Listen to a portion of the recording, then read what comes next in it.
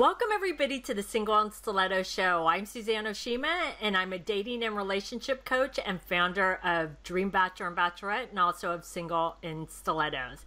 Today we have on our show Jaki Sabourin, and she's a love and dating coach at Engaged at Any Age.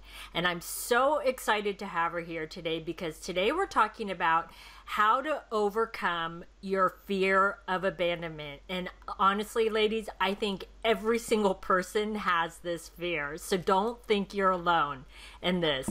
But before we jump into it, Jaki, I would love for you to tell our audience a little bit about you and how you became a dating and love coach.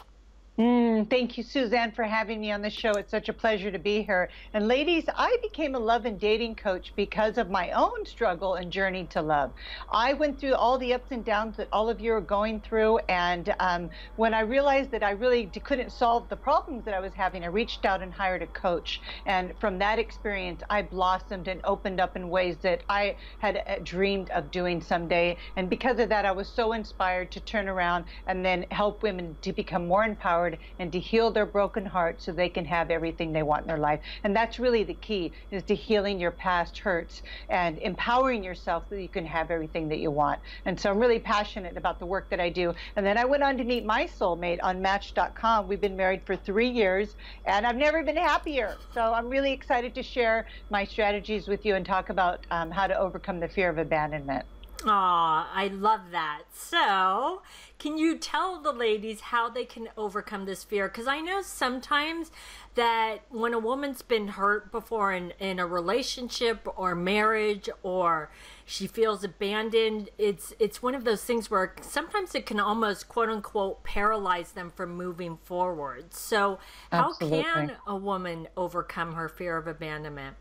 Yeah, and so the short version is that I feel that most everyone has this lingering fear of abandonment, and I really believe that it kind of sources from our childhood. At some time or another, maybe our mother left us in the car and went to go grocery shopping and didn't come back, you know, in the time that we thought that she was going to, or maybe our father abandoned you. Like I was raised by my mother, so I had a lingering fear of abandonment. But I think what happens is we continue to perpetuate it as adults because we abandon ourselves in this dating and relating and the relationship process. So as soon as something happens, we get triggered, that fear of abandonment gets triggered, and then we distance ourselves from whatever's happening to protect ourselves. And in doing that, we actually abandon ourselves over and over again. So when you feel that feeling of like I'm being abandoned, you need to stop and notice, are you abandoning yourself? You want to get really curious with that feeling, that sensation, and nurture that part of you that's feeling alone,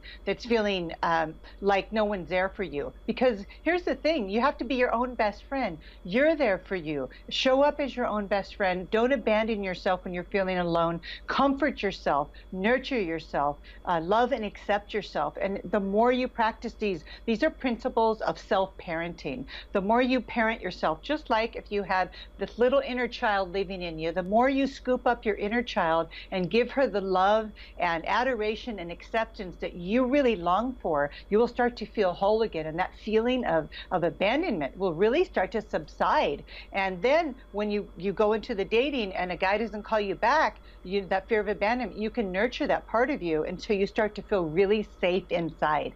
And that will lessen and lessen and lessen the more you do that. Another point is to not take things personal. I think what happens is we take things personal in dating. Doesn't call back, we think, oh, it's because of me.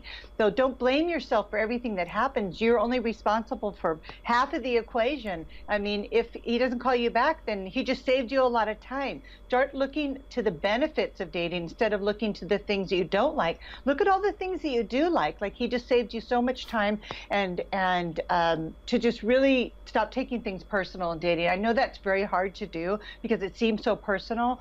Taking things personal stems from attaching to outcomes. You go out with a guy, it goes really well, you already assume that he's going to call you back, but he doesn't, and so you attach to an outcome, but you really don't even know the man. He's basically a stranger, and then you get crushed, and you use this excuse to abandon yourself, and you trigger the cycle of that abandonment.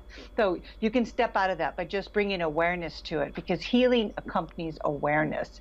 And then the last piece that I'll share is the taking responsibility for your feelings.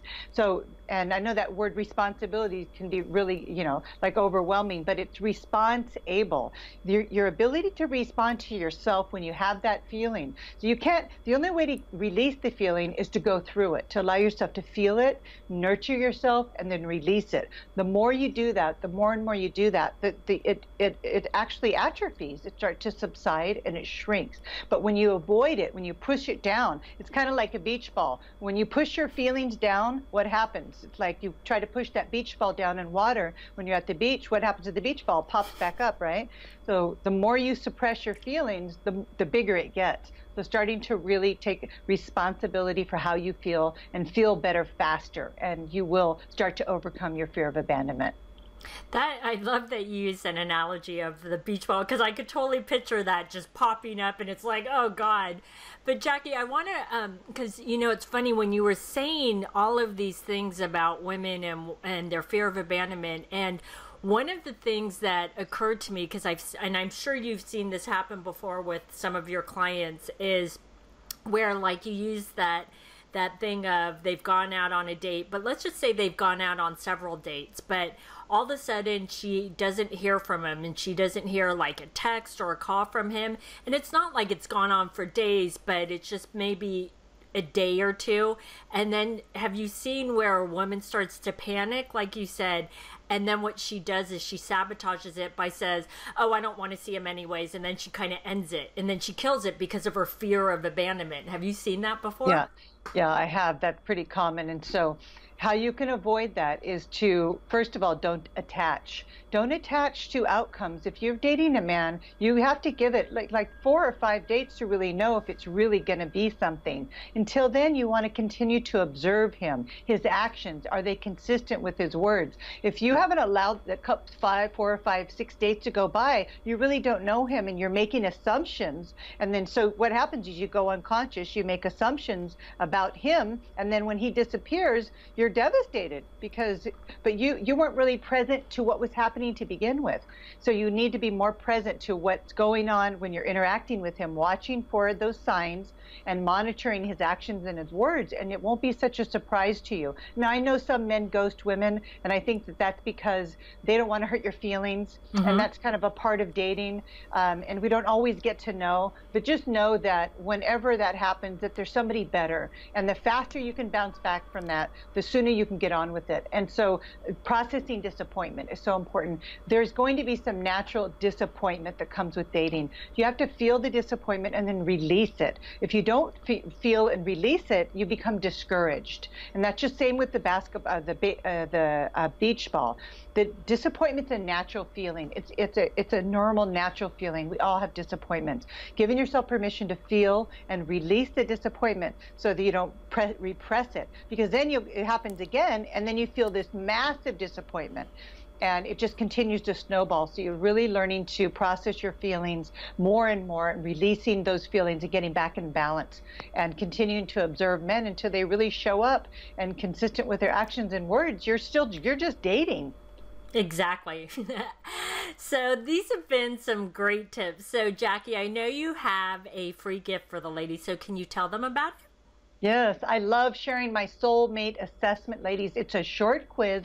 It'll just take you a couple minutes. And what it is, it's a quiz that will tell you what vibrational frequency you're vibrating at and how close you are to attracting your soulmate. So we have 3 frequencies that you vibrate at. The leader, it's kind of a masculine energy. The feeler, when you're maybe too emotional or you're in victim mode. And the giver, maybe you're overgiving. So you want to identify which frequency you're sending out. And I'm going to send you your assessment along with a feminine exercise so that you can quickly get back into alignment, so you can fast track your ability to attract your soulmate. This is very powerful. I hope you take the time to take the quiz.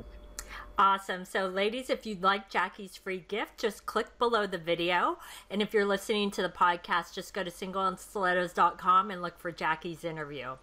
Thanks everybody for joining us on the Single and Stiletto Show. Our show is available both in video format and podcast format. If you'd like to view the videos, you can go to singleandstilettos.com. And if you'd like to get the podcast, you can download it from iTunes. And if you'd like to get our free ebook on why men disappear without a trace, you could click right here on the video, or you can go to singleandstilettos.com.